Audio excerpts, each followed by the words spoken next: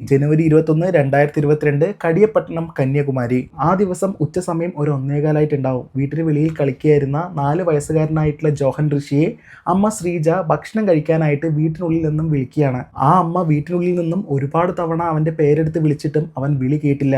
എന്താണ് അവൻ വിളി കേൾക്കാത്തതെന്ന് വിചാരിച്ചിട്ട് ആ അമ്മ അവൻ കളിക്കുന്ന വീട്ടിന് വെളിയിലുള്ള ആ ഒരു ഭാഗത്തേക്ക് വന്ന് നോക്കുമ്പോൾ അവൻ അവിടെയില്ല.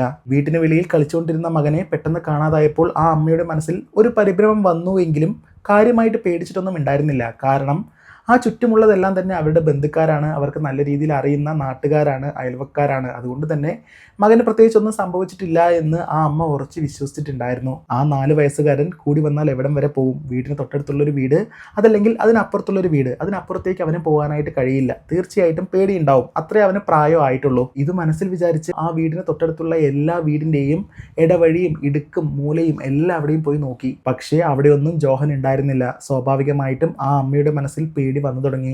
അവർ അയൽവക്കാരോട് എല്ലാവരോടും അവരുടെ വീട്ടിൽ ചെന്ന് ഈ കാര്യം പറഞ്ഞു, എൻ്റെ മകനെ കാണാനില്ല, നമുക്ക് എല്ലാവർക്കും ഒന്ന് അന്വേഷിക്കാമെന്ന്. അങ്ങനെ ആ ഗ്രാമം മുഴുവൻ അവരെല്ലാവരും അരിച്ചു പെറുക്കി.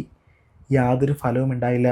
ഇനിയൊരു പക്ഷേ ജോഹൻ അവരുടെ വീട്ടിൽ നിന്നും കുറച്ച് ദൂരെ വീടുള്ള അവരുടെ ബന്ധുക്കളുടെ വീട്ടിലേക്ക് എങ്ങാനും പോയിട്ടുണ്ടാവോ, ആ രീതിയിൽ പോലും ചിന്തിച്ചിട്ട് അവിടെ എല്ലാം തന്നെ വിളിച്ചു ചോദിച്ചു.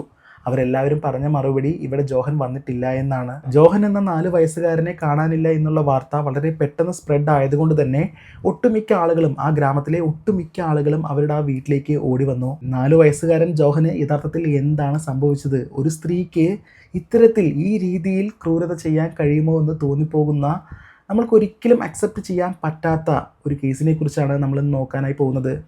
വെൽക്കം ടു വിഷ് ലോകം.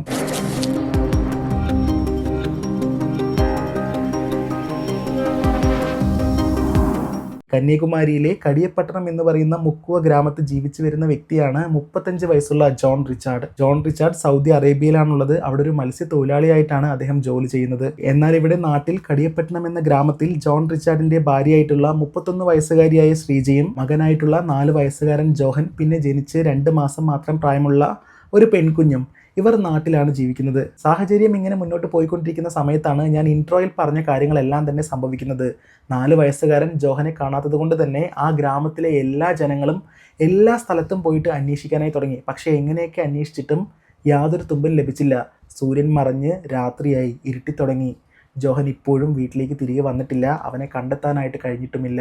ജോഹൻ്റെ അമ്മയായിട്ടുള്ള ശ്രീജിയുടെ ഇപ്പോഴത്തെ അവസ്ഥ എന്ന് പറയുന്നത്, അവരുടെ പ്രതീക്ഷകളെല്ലാം തന്നെ നഷ്ടപ്പെട്ട് ഉള്ളിൽ വല്ലാത്തൊരു ഭയവും പേടിയും എല്ലാം കൊണ്ടും മാനസികമായിട്ട് തളർന്നു നിൽക്കുകയാണവർ. ജോഹനെക്കുറിച്ചുള്ള അന്വേഷണം ആ ഗ്രാമത്തിൽ മാത്രമായിട്ട് ഒതുക്കി നിർത്തിയിട്ടുണ്ടായിരുന്നില്ല അവിടെയുള്ള ആളുകൾ.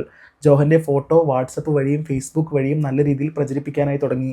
ഈ കുട്ടിയെ കാണാനില്ല, കണ്ടു കിട്ടുന്നവർ ഈ നമ്പറിൽ വിളിക്കണമെന്ന് പറഞ്ഞ് മാക്സിമം എത്രത്തോളം ഷെയർ ചെയ്യാൻ പറ്റുമോ ആ രീതിയിലെല്ലാം തന്നെ അവർ ഷെയർ ചെയ്തു. ഇതേ സമയം ജോഹൻ്റെ അമ്മയും ബന്ധുക്കളും ചേർന്ന് തൊട്ടടുത്തുള്ള പോലീസ് സ്റ്റേഷനിലേക്ക് പോയിട്ട് ഒരു കംപ്ലൈൻറ്റ് എഴുതി കൊടുക്കുകയും ചെയ്തു. സാഹചര്യത്തിൻ്റെ സീരിയസ്നെസ് മനസ്സിലാക്കിയ പോലീസുകാർ ഉടനെ തന്നെ അന്വേഷണം ആരംഭിച്ചു. പോലീസുകാരുടെ കയ്യിൽ കംപ്ലൈൻറ്റ് ലഭിക്കുമ്പോൾ രാത്രിയായി എങ്കിലും അവർ അപ്പോൾ തന്നെ അന്വേഷിച്ചിറങ്ങി. കടൽ തീരമെല്ലാം തന്നെ പൂർണ്ണമായിട്ടും അന്വേഷിച്ചു. ഏതൊക്കെ സ്ഥലത്ത് അന്വേഷിക്കാൻ പറ്റുമോ ആ രീതിയിലെല്ലാം തന്നെ ആ രാത്രിയിൽ തന്നെ അവർ അന്വേഷിച്ച് തീർത്തു. ആ ഗ്രാമത്തിൻ്റെ ഉള്ളിൽ എത്രയൊക്കെ അന്വേഷിച്ചിട്ടും ജോഹനെ കണ്ടു കിട്ടാത്തത് കൊണ്ട് പോലീസുകാർ വേറെ രീതിയിൽ അന്വേഷിക്കുകയാണ്. ഇനി ഒരു പക്ഷേ ഈ പയ്യൻ ഈ ഗ്രാമം വിട്ട് പോയിട്ടുണ്ടാവുമോ എന്ന്. കടിയപ്പട്ടണം എന്ന മുക്കുവ ഗ്രാമത്തിലേക്ക് കടന്നു വരാനായിട്ട് ഒരു മെയിൻ എൻട്രൻസ് ഉണ്ട്. അതുവഴി മാത്രമേ കടന്നു വരാനായിട്ട് പറ്റുള്ളൂ. ആ ഒരു ഭാഗത്ത് ഒരു CCTV സ്ഥാപിച്ചിട്ടുണ്ട്. അതുകൊണ്ട് തന്നെ ആ CCTV വിഷ്വൽസ് പരിശോധിച്ച് കഴിഞ്ഞാൽ ഒരു പക്ഷേ ഈ പയ്യൻ വെളിയിലേക്ക് പോയിട്ടുണ്ടെങ്കിൽ അത് കണ്ടുപിടിക്കാനായിട്ട് ഇവർക്ക് കഴിയും. അങ്ങനെ ആ CCTVയുടെ ഫുട്ടേജ് എല്ലാം തന്നെ പരിശോധിച്ച് നോക്കുമ്പോൾ ഈ പയ്യൻ വെളിയിലേക്ക് പോയിട്ടില്ല എന്ന് പോലീസുകാർ ഉറപ്പിച്ചു. അതായത് ഈ ഗ്രാമത്തിനുള്ളിൽ തന്നെ എവിടെയോ അവനുണ്ട്, അവൻ എന്തോ സംഭവിച്ചിട്ടുണ്ട്. കാണാതായ 4 വയസ്സുകാരന് എന്തോ കാര്യമായിട്ട് സംഭവിച്ചിട്ടുണ്ട്. ഒരു പക്ഷേ അവൻ്റെ ജീവൻ പോലും നഷ്ടപ്പെട്ടിട്ടുണ്ടാവാം എന്നൊരു നിഗമനത്തിൽ പിന്നീട് പോലീസുകാർ എത്തിയിട്ടുണ്ടായിരുന്നു. അതിൻ്റെ പ്രധാന കാരണം ഇത്രയും സമയമായിട്ടും ആ 4 വയസ്സുകാരൻ വീട്ടിലേക്ക് എത്തിയിട്ടില്ല എന്നുള്ളത് മാത്രമല്ല, അവൻ കാണാതാവുന്ന ആ ഒരു സമയത്ത് അവൻ്റെ ശരീരത്ത് ഒരുപാട് ആഭരണങ്ങൾ ഉണ്ടായിരുന്നു, സ്വർണ്ണാഭരണങ്ങൾ ഉണ്ടായിരുന്നു. കയ്യിലൊരു ബ്രേസ്ലെറ്റ് ഉണ്ടായിരുന്നു, കഴുത്തിലൊരു മാലയുണ്ടായിരുന്നു, അതുകൂടാതെ ഒരു സ്വർണ്ണ മോതിരം, പിന്നെ അരയിൽ വെള്ളിയുടെ ഒരു അരഞ്ഞാണം. ഇത്രയും കാര്യങ്ങൾ ആ 4 വയസ്സുകാരൻ്റെ ശരീരത്തുണ്ടായിരുന്നു. പണത്തിന് വേണ്ടിയിട്ട് ആരെങ്കിലും അവനെ തട്ടിക്കൊണ്ട് പോയതാണെങ്കിൽ തീർച്ചയായിട്ടും അവൻ്റെ ജീവനും ആപത്ത് സംഭവിച്ചിട്ടുണ്ടാവാം. എന്തായാലും പോലീസുകാർ ഇത് മനസ്സിൽ വെച്ച ശേഷം ഓരോ വീടുകളിലും കയറി ചെന്ന് അന്വേഷിക്കുകയാണ്. ഓരോരോ വീടിൻ്റെ റൂമുകളും പോയി പരിശോധിക്കുകയാണ്. വെള്ളിയാഴ്ചയാണ് ജോഹനെ കാണാതാവുന്നത്. തൊട്ടടുത്ത ദിവസം ശനിയാഴ്ച ഓരോ വീട്ടിലും കയറിയുള്ള അന്വേഷണം തുടർന്നുകൊണ്ടിരിക്കുന്ന ആ ഒരു സമയത്തും ആ ഗ്രാമത്തിലെ പ്രധാനികളായിട്ടുള്ള കുറച്ച് ആളുകളെ വിളിച്ചിട്ട് പോലീസുകാർ ചില കാര്യങ്ങൾ പറയാണ്. നിങ്ങൾക്ക് സംശയം തോന്നുന്ന, ഈ ഗ്രാമത്തിലെ തന്നെ സംശയം തോന്നുന്ന ചില ആളുകളെ ഒന്ന് ലിസ്റ്റ് ചെയ്യാമോ? അതിൽ നിന്ന് നമുക്ക് ഒരാളെ സെലക്ട് ചെയ്യാം, അല്ലെങ്കിൽ ആരാണ് ഇത് ചെയ്തത് എന്ന രീതിയിൽ നമുക്ക് കണ്ടുപിടിക്കാനായിട്ട് കഴിയും. അതുകൊണ്ട് നിങ്ങൾക്ക് സംശയം തോന്നുന്ന കുറച്ച് ആളുകളുടെ പേരൊന്ന് പറയാമോ എന്ന് പ്രധാനികളോട്, ആ ഗ്രാമത്തിലെ പ്രധാനിയായിട്ടുള്ള ആളുകളോട് പറയുകയാണ്. ഈ രീതിയിൽ പോലീസുകാർ അന്വേഷണം മുന്നോട്ട് കൊണ്ടുപോയത് കൊണ്ട് തന്നെ 4 പേരുകൾ പോലീസുകാർക്ക് ലഭിച്ചു. ഈ 4 പേരെ അവർക്ക് സംശയം തോന്നാത്ത രീതിയിൽ പോലീസുകാർ നിരീക്ഷിക്കാനും തുടങ്ങി. അവസാനം ആ 4 പേരിൽ പോലീസുകാർക്ക് ഒരുപാട് സംശയം തോന്നിയ ഒരു വ്യക്തിയെ പോലീസുകാർ മാർക്ക് ചെയ്തു. ഫാത്തിമ എന്നാണ് അവരുടെ പേര്. ജോഹൻ കാണാതായത് വെള്ളിയാഴ്ചയാണെങ്കിൽ ശനിയാഴ്ചയോടുകൂടി ഫാത്തിമ ടൗണിലെ ഒരു സ്വർണം പണയം വെക്കുന്ന ഒരു ഷോപ്പിലേക്ക് പോയിട്ട് കുറച്ച് സ്വർണം പണയം വെച്ചിട്ടുണ്ട്. ഇങ്ങനെ പണയം വെച്ച് ഏകദേശം 60,000 രൂപയോളം മേടിച്ചിട്ടുമുണ്ട്. ഈ 60,000 രൂപയിലെ 40,000 രൂപ അവിടെ തന്നെയുള്ള ഒരു സ്ത്രീക്ക് കൊടുത്തിട്ടുണ്ട്. മുൻപ് ഫാത്തിമ അവരുടെ കയ്യിൽ നിന്നും കടമായിട്ട് മേടിച്ച പൈസയാണ് തിരികെ കൊടുത്തിരിക്കുന്നത്. ഇത്രയും കാര്യങ്ങൾ മനസ്സിലാക്കിയ പോലീസുകാർ എന്താണ് ചെയ്തതെന്ന് വെച്ചാൽ, ഫാത്തിമ സ്വർണം പണയം വെച്ചിട്ടുള്ള ആ ഒരു ഷോപ്പിലേക്ക് പോയിട്ട് അവിടെ ചെന്ന് ആ ഒരു സ്വർണം വീണ്ടെടുത്തു. എന്നിട്ട് ഈ സ്വർണ്ണാഭരണങ്ങൾ ജോഹൻ്റേതാണോ എന്ന് ജോഹൻ്റെ അമ്മയെ കാണിച്ചു. ജോഹൻ്റെ അമ്മ പറഞ്ഞു, അതെ, അതെൻ്റെ മകൻ്റെ സ്വർണ്ണാഭരണങ്ങൾ തന്നെയാണ് എന്ന്. ഈ കാര്യം അന്വേഷണ ഉദ്യോഗസ്ഥർ മാത്രമല്ല, അവിടെയുള്ള ജനങ്ങളെല്ലാവരും അറിഞ്ഞിട്ടുണ്ടായിരുന്നു. അവരെല്ലാവരും വളരെ പെട്ടെന്ന് ഫാത്തിമയുടെ വീടിൻ്റെ ഭാഗത്തേക്ക് പോയിട്ട് ആ വീട് തല്ലി തകർക്കാനായി തുടങ്ങി. എന്നിട്ട് ആ വീടിനുള്ളിലെ കാര്യങ്ങളെല്ലാം തന്നെ നല്ല രീതിയിൽ വലിച്ചിട്ട് പരിശോധിക്കുകയാണ്. ഇങ്ങനെ പരിശോധിച്ചുകൊണ്ടിരിക്കുന്നതിനിടയ്ക്ക് ആ വീട്ടിനുള്ളിലെ ഒരു അലമാര പിടിച്ച് വലിച്ച് നിലത്തേക്ക് ഇട്ടിട്ടുണ്ടായിരുന്നു. ആ അലമാര ഓട്ടോമാറ്റിക്കലി തുറന്നു. ആ ഒരു അലമാരയ്ക്കകത്ത് ജോഹൻ ഉണ്ടായിരുന്നു. ജോഹൻ്റെ വായിൽ ഈ തുണിയെല്ലാം തന്നെ കുത്തിക്കയറ്റിയ അവസ്ഥയിലായിരുന്നു. അതുകൂടാതെ ജോഹനെ തുണി കൊണ്ട് ഇങ്ങനെ ചുറ്റി വെച്ചിരിക്കുകയായിരുന്നു നല്ല ബലമായിട്ട്. ജോഹൻ ഫാത്തിമയുടെ വീട്ടിനുള്ളിലെ അലമാരയ്ക്കകത്ത് നിന്നും വീണ് കിടക്കുന്ന ആ ഒരു കാഴ്ച കണ്ടു നിൽക്കാൻ പറ്റാത്തതായിരുന്നു. ആ ഒരു കാഴ്ച കണ്ട എല്ലാവരും നിലവിളിച്ച് കരയാനായി തുടങ്ങി. ആ ഒരു ഭാഗത്തേക്ക് ജോഹൻ്റെ അമ്മയും വന്നിട്ടുണ്ടായിരുന്നു. അവർ നിലവിളിച്ച് കരയുന്ന ആ ഒരു കാഴ്ച കണ്ടു നിൽക്കാൻ പറ്റാത്തതായിരുന്നു. അത്രയ്ക്കും സഹിക്കാൻ കഴിയാത്ത വേദനയിൽ അവർ നിലവിളിച്ച് കരഞ്ഞു. എന്തായാലും പോലീസുകാർ വളരെ പെട്ടെന്ന് തന്നെ ജോഹൻ്റെ ശരീരത്തെ റിക്കവർ ചെയ്ത് ഓട്ടോപ്സി ചെയ്യാനായിട്ട് അയച്ചു കൊടുത്തു. ഇതേ സമയത്ത് ആ ഗ്രാമത്തിലുള്ള ജനങ്ങളെല്ലാവരും, ജോഹൻ്റെ അച്ഛനും അമ്മയും ബന്ധുക്കാരും എല്ലാവരും ഫാത്തിമയെയും കുടുംബത്തെയും അറസ്റ്റ് ചെയ്യാനായിട്ട് വലിയ രീതിയിലുള്ള പ്രതിഷേധം നടത്തിയിട്ടുണ്ടായിരുന്നു. വളരെ പെട്ടെന്ന് തന്നെ പോലീസുകാർ ഫാത്തിമയെ അറസ്റ്റ് ചെയ്ത് സ്റ്റേഷനിലേക്ക് കൊണ്ടുപോയി ചോദ്യം ചെയ്തു. പോലീസുകാർ ഫാത്തിമയെ ഇങ്ങനെ ചോദ്യം ചെയ്ത സമയത്ത് ഫാത്തിമ പോലീസുകാരോട് തുറന്ന് പറഞ്ഞ ചില കാര്യങ്ങൾ അത് സഹിക്കാൻ കഴിയാത്തതാണ്. ഒരു സ്ത്രീക്ക് ഇങ്ങനെ ചെയ്യാൻ കഴിയുമോ എന്ന് നമ്മൾക്ക് തോന്നിപ്പോകും. എന്തായാലും ഫാത്തിമ പോലീസുകാരോട് തുറന്ന് പറഞ്ഞ കാര്യങ്ങൾ ഇതാണ്. എൻ്റെ ഭർത്താവ് ഒരു മത്സ്യത്തൊഴിലാളിയാണ്. ഞങ്ങൾക്കും 2 മക്കളുണ്ട്. പക്ഷേ ഞങ്ങൾക്ക് ഓരോ ദിവസവും ജീവിച്ച് പോകാൻ കഴിയുന്ന രീതിയിലുള്ള പൈസ ഞങ്ങൾക്ക് ലഭിക്കുന്നില്ല. അതുകൊണ്ട് തന്നെ ഞാൻ എൻ്റെ വീടിന് പരിസരത്തുള്ള എല്ലാവരുടെ കയ്യിൽ നിന്നും ധാരാളം പണം കടം വാങ്ങി. പല ദിവസങ്ങളിലും നിത്യച്ചെലവുകൾ കഴിഞ്ഞു പോകുന്നത് പോലും കടം മേടിച്ചിട്ടുള്ള പൈസ കൊണ്ടാണ്. അത്രയ്ക്കുള്ള വരുമാനം മാത്രമേ ഞങ്ങൾക്കുള്ളൂ. ഇങ്ങനെ പണം കടമായിട്ട് മേടിച്ച് എനിക്ക് വീട്ടിൽ നിന്നും വെളിയിലേക്ക് ഇറങ്ങാൻ പറ്റാത്ത അവസ്ഥയാണ്. ഞാൻ ആരുടെ കയ്യിൽ നിന്നാണോ പണം കടമായിട്ട് മേടിച്ചത് അവർക്ക് ആർക്കും എനിക്ക് തിരികെ കൊടുക്കാനായിട്ട് കഴിയുന്നില്ല. അതുകൊണ്ട് തന്നെ ദിവസങ്ങൾ മുന്നോട്ട് പോകുന്തോറും അവരെല്ലാവരും എന്നെ ഭീഷണിപ്പെടുത്താനായി തുടങ്ങി. എന്നെ വല്ലാതെ ചീത്ത പറയാനായി തുടങ്ങി. ഞാൻ ഇത്തരത്തിൽ പണം കടമായിട്ട് മേടിച്ചതിൽ ഒരു സ്ത്രീയുണ്ട്. അവരുടെ കയ്യിൽ നിന്നും 60,000 രൂപയാണ് ഞാൻ കടമായിട്ട് മേടിച്ചിട്ടുണ്ടായിരുന്നത്. അവരാണെങ്കിലോ പണം പലിശയ്ക്ക് കടം കൊടുക്കുന്നവരാണ്. ഒരാഴ്ച മുമ്പ് അവരെന്നെ നേരിൽ കണ്ടിട്ട് പറഞ്ഞു, 21-ാം തീയതി നീ എനിക്ക് തരാനുള്ള പണം എല്ലാം തന്നെ തന്നു തീർത്തില്ല എങ്കിൽ പിന്നെ നിന്നെ ഒരിക്കലും ഇവിടെ ജീവിക്കാനായിട്ട് അനുവദിക്കില്ല എന്ന്. ഇത് കേട്ടപ്പോൾ ഫാത്തിമ വല്ലാതെ പേടിച്ചു. അവർക്ക് അറിയാവുന്ന ആളുകളോടെല്ലാം തന്നെ വീണ്ടും പണം കടം ചോദിച്ചു പിടിച്ചു നിൽക്കാൻ വേണ്ടിയിട്ട്. പക്ഷെ അവരാരും ഇവർക്ക് പണം കടം കൊടുത്തില്ല. കാരണം ഇവരുടെ കയ്യിൽ കൊടുത്താൽ ഇവർ തിരികെ തരില്ല എന്ന് അവർക്ക് എല്ലാവർക്കും അറിയാമായിരുന്നു. അങ്ങനെ പണത്തിന് എന്ത് ചെയ്യും എന്ന് ആലോചിച്ച് ടെൻഷൻ അടിച്ചുകൊണ്ടിരിക്കുന്ന സമയത്താണ് ശ്രീജിയുടെ മകനായിട്ടുള്ള ജോഹൻ അവർക്ക് മുന്നിലേക്ക് വരുന്നത്. ശ്രീജിയുടെ തൊട്ടടുത്ത വീട് തന്നെയാണ് ഫാത്തിമയുടേത്. 4 വയസ്സുകാരൻ ജോഹൻ്റെ കയ്യിലും കഴുത്തിലും വിരലിലും എല്ലാം തന്നെ സ്വർണ്ണമുണ്ട് എന്ന് ഫാത്തിമയ്ക്ക് ഓൾറെഡി അറിയാം. അതുമാത്രമല്ലാതെ ജോഹൻ ഫാത്തിമയുമായിട്ട് നല്ല രീതിയിൽ സംസാരിക്കുന്ന ഒരു കുട്ടിയാണ്. തൊട്ടടുത്ത വീട് തന്നെയല്ലേ.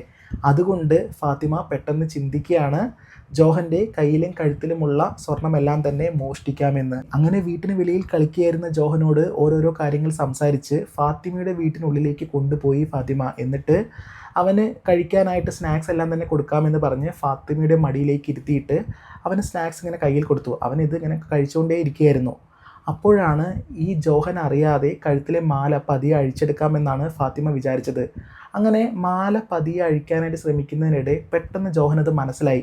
അവൻ പെട്ടെന്ന് കരയാനും തുടങ്ങി. ഞാൻ വീട്ടിലേക്ക് പോവുകയാണെന്ന് ഫാത്തിമയോട് പറഞ്ഞിട്ട് ആ വീട്ടിൽ നിന്നും ഇറങ്ങാനായിട്ട് ഭാവിച്ചു. ജോഹൻ ഇപ്പോൾ വീട്ടിൽ പോയി കഴിഞ്ഞാൽ അവൻ്റെ കഴുത്തിൽ നിന്നും മാല ഇത്തരത്തിൽ ഊരിയെടുക്കാൻ ശ്രമിച്ച കാര്യം അവൻ വീട്ടിലെ അമ്മയോട് പറയും. എന്തായാലും അത് ചെയ്യാൻ പാടില്ല എന്ന് പറഞ്ഞിട്ട് ജോഹൻ്റെ വായിൽ തുണി തുരുകി വെക്കുന്നു. അതിനുശേഷം കൈയും കാലും എല്ലാം തന്നെ കൂട്ടിക്കെട്ടിയിട്ട് ആ ഒരു കട്ടിലിൽ, ആ വീട്ടിലെ കട്ടിലിൽ കിടത്തുകയാണ്. അതിനുശേഷം ഒരു കയറ് കൊണ്ടുവന്ന് ജോഹൻ്റെ കഴുത്തിൽ ചുറ്റിയിട്ട് നല്ല ശക്തിയായിട്ട് അവർ വലിക്കാനായി തുടങ്ങി. ആ കുട്ടിയെ ശ്വാസം മുട്ടിച്ച് ഇല്ലാതാക്കാനായിട്ട് ശ്രമിച്ചു തുടങ്ങി. കുറച്ചു സമയം ഈ ഒരു പ്രവൃത്തി തുടർന്നത് കൊണ്ട് തന്നെ ജോഹൻ്റെ ബോധം നഷ്ടപ്പെട്ടു. അവൻ ശ്വാസം എടുക്കുന്നുണ്ട്, പക്ഷേ അവൻ്റെ ബോധം നഷ്ടമായി. അതിനുശേഷം ഫാത്തിമ ചെയ്തത് ജോഹൻ്റെ ആ ഒരു ശരീരത്തെ എടുത്ത് താഴേക്ക് വെച്ചിട്ട് ജോഹൻ്റെ വായുടെ ഭാഗത്ത് തലയണ കയറ്റി വെച്ച് ആ ഒരു മുഖത്തിൻ്റെ ഭാഗത്ത് ഇരുന്നു ഈ സ്ത്രീ ഫാത്തിമ. ഇരുത്തിയിട്ട് ശ്വാസം മുട്ടിച്ച് കൊല്ലാൻ വേണ്ടിയിട്ട് അങ്ങനെ കുറേ നേരം നല്ല ബലമായിട്ടിരുന്നു. വളരെ ക്രൂരമായിട്ടുള്ള ഈ പ്രവൃത്തി തുടർന്നത് കൊണ്ട് തന്നെ ജോഹൻ വളരെ പെട്ടെന്ന് മരണപ്പെട്ടു. മരണപ്പെട്ട ശേഷം ഫാത്തിമ ജോഹൻ്റെ ശരീരത്തുള്ള ആഭരണങ്ങളെല്ലാം തന്നെ അഴിച്ചെടുത്തു. ഇതെല്ലാം കഴിഞ്ഞ് ഈ ഫാത്തിമയുടെ മക്കൾ ജോഹൻ്റെ ശരീരം കാണണ്ട എന്ന് വിചാരിച്ചിട്ട് ജോഹൻ്റെ ശരീരത്തെ എല്ലാം തന്നെ ഒരു തുണി കൊണ്ട് ചുറ്റി വലിഞ്ഞ് മുറുകി കെട്ടി. അതിനുശേഷം അലമാരയ്ക്കുള്ളിലേക്ക് ആ ഒരു ശരീരത്തെ വെച്ചിട്ട് അലമാര അടച്ച് താക്കോല് കൊണ്ട് പൂട്ടുകയും ചെയ്തു. ഫാത്തിമ ഈ പ്രവൃത്തി ചെയ്യുന്ന ഇതേ സമയത്ത് ജോഹൻ്റെ അമ്മ തൻ്റെ മകനെ കാണാനില്ല എന്ന് പറഞ്ഞ് അവിടെയുള്ള നാട്ടുകാരോട് എല്ലാവരോടും പറഞ്ഞുകൊണ്ടിരിക്കുകയാണ്. അങ്ങനെ എല്ലാവരും ഈ കുട്ടിയെ അന്വേഷിച്ച് ഇറങ്ങുന്നതിനിടയ്ക്ക് ഈ സ്ത്രീയും ഫാത്തിമയും ഇതെല്ലാം ചെയ്ത ശേഷം ജോഹനെ അന്വേഷിച്ചിട്ട് ഇറങ്ങുകയാണ് എന്ന വ്യാജേന അവർക്കൊപ്പം ഉണ്ടായിരുന്നു. രാത്രി ഇരുട്ടുന്നത് വരെയും ജനങ്ങളുടെ കൂടെ ആ കുട്ടിയെ അന്വേഷിക്കുന്നതായിട്ട് ഭാവിച്ചിട്ട് രാത്രിയായ ശേഷം തൻ്റെ ഭർത്താവ് വീട്ടിലേക്ക് വന്ന ശേഷം ഫാത്തിമ വീട്ടിലേക്ക് എത്തി. എന്നിട്ട് തൻ്റെ ഭർത്താവിനോട് ചെയ്ത കാര്യങ്ങളെല്ലാം തന്നെ തുറന്നു പറഞ്ഞു. ഇത് പെട്ടെന്ന് കേട്ടപ്പോൾ ഫാത്തിമയുടെ ഭർത്താവ് ഇവരെ ഒരുപാട് ചീത്ത പറഞ്ഞുവെങ്കിലും അവസാനം വേറെ വഴിയൊന്നുമില്ലാതെ അയാൾ പറഞ്ഞു, ശരി, ഒരു കാര്യം ചെയ്യ്, കുറച്ചുകൂടെ വെയിറ്റ് ചെയ്യ്, എന്നിട്ട് നമുക്ക് കടൽ തീരത്ത് കൊണ്ടുപോയിട്ട് ഈ ഒരു ശരീരം നമുക്ക് കളയാമെന്ന്. ഇങ്ങനെ കടലിൽ കൊണ്ട് കളയുന്നതിന് ഒരു അവസരം കാത്ത് ഇവർ പുലർച്ചെ വരെ കാത്തു നിന്നു. ഈ കുട്ടിയെ ആ രാത്രി മുഴുവൻ എല്ലാവരും അന്വേഷിക്കുന്നത് കൊണ്ടും ശ്രീജിയുടെ വീട്ടിന് വെളിയിൽ എപ്പോഴും നിറയെ ആളുകൾ ഉള്ളത് കൊണ്ടും ഇവർക്ക് അങ്ങനെ ഒരു പ്രവൃത്തി ചെയ്യാനായിട്ട് കഴിഞ്ഞില്ല. ശ്രീജിയുടെ വീടിന് തൊട്ടടുത്ത് തന്നെയാണ് ഇവരുടെ വീട്. അതുകൊണ്ട് തന്നെ ഇവർക്കൊന്ന് വെളിയിലേക്ക് പോകാൻ പോലും കഴിഞ്ഞില്ല. തുടർന്ന് തൊട്ടടുത്ത ദിവസം രാവിലെ ഫാത്തിമ ആ കുട്ടിയുടെ ശരീരത്തിൽ നിന്നും ഊരിയെടുത്ത സ്വർണ്ണാഭരണങ്ങൾ, സ്വർണം പണയം വെക്കുന്ന ഒരു ഷോപ്പിലേക്ക് പോയിട്ട് പണയം വെച്ച് ഏകദേശം 60,000 രൂപയോളം കളക്ട് ചെയ്യുന്നു. എന്നിട്ട് അതിൽ 40,000 രൂപ അവർ കൊടുക്കാനുള്ള ഒരു സ്ത്രീക്ക് കൊണ്ടുചെന്ന് കൊടുക്കുകയും ചെയ്തു. ബാക്കി പണം കുറച്ച് കഴിഞ്ഞ് തരാമെന്ന് അവരോട് പറയുകയും ചെയ്തിട്ടുണ്ടായിരുന്നു. തൻ്റെ മകനെ ആ അമ്മ ഗ്രാമം മുഴുവൻ അന്വേഷിച്ച് നടക്കുന്ന ആ ഒരു സമയത്ത് വീടിന് തൊട്ടടുത്തുള്ള ആ സ്ത്രീ തന്നെ മകനെ കൊലപ്പെടുത്തിയിട്ട് അവരുടെ അലമാരയ്ക്കകത്ത് ഒളിപ്പിച്ച് വെച്ചിരിക്കുകയാണ്. എന്നിട്ട് ഈ പ്രവൃത്തിയെല്ലാം ചെയ്ത ശേഷം ഈ സ്ത്രീ ഈ അമ്മയുടെ കൂടെ ചേർന്ന് മകനെ അന്വേഷിക്കുന്നതായിട്ട് ഭാവിക്കുന്നു. എന്തൊരു സ്ത്രീയാണത്! എന്ത് മനക്കെട്ടിയാണ് അവർക്കുള്ളത്! ഇത് മനുഷ്യൻ്റെ ജന്മം തന്നെയാണോ? പണത്തിന് വേണ്ടി മനുഷ്യർ എന്തും ചെയ്യാൻ മടിക്കാത്ത ഈ ഒരു കാലഘട്ടത്ത് കുട്ടികളുടെ കഴുത്തിലൊന്നും ഇതുപോലുള്ള ആഭരണങ്ങൾ, ഒരുപാട് ആഭരണങ്ങളൊന്നും ഇട്ട് കൊടുക്കരുത്. എന്തെങ്കിലും ഫംഗ്ഷൻ വരികയാണെങ്കിൽ ജസ്റ്റ് അവർക്ക് ഇട്ട് കൊടുക്കുക, അതിനുശേഷം ഊരി വയ്ക്കുക. അതല്ലാതെ കണ്ടിന്യൂ ആയിട്ട് അവർക്ക് ഇട്ട് കൊടുക്കുകയൊന്നും ചെയ്യരുത്. കാരണം അതാണ് കാലം. അങ്ങനെയൊന്നും ഇട്ട് കൊടുത്തു കഴിഞ്ഞാൽ ആ കുട്ടിയുടെ ജീവന് യാതൊരു സേഫും അല്ല. എന്തും സംഭവിക്കാം, ആരും എന്തും ചെയ്യും. ഈ ഒരു സംഭവത്തിന് ശേഷം 4 വയസ്സുകാരൻ ജോഹൻ 2 മാസം മാത്രം പ്രായമുള്ള ജോഹൻ്റെ അനുജത്തിയെ കൊഞ്ചിക്കുന്നൊരു വീഡിയോ വൈറലായിട്ടുണ്ടായിരുന്നു. അതിന് ജസ്റ്റ് ഒരു ഫോട്ടോ മാത്രം ഞാനിവിടെ വെച്ചേക്കാം. കണ്ടു നിൽക്കാൻ കഴിയില്ല. ആ വീഡിയോ ഒക്കെ ആണെങ്കിൽ നമുക്ക് കണ്ടു നിൽക്കാനേ കഴിയില്ല.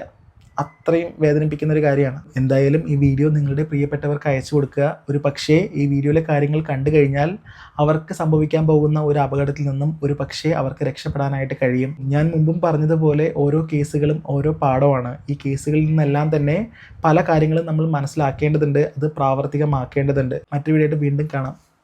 ബൈ.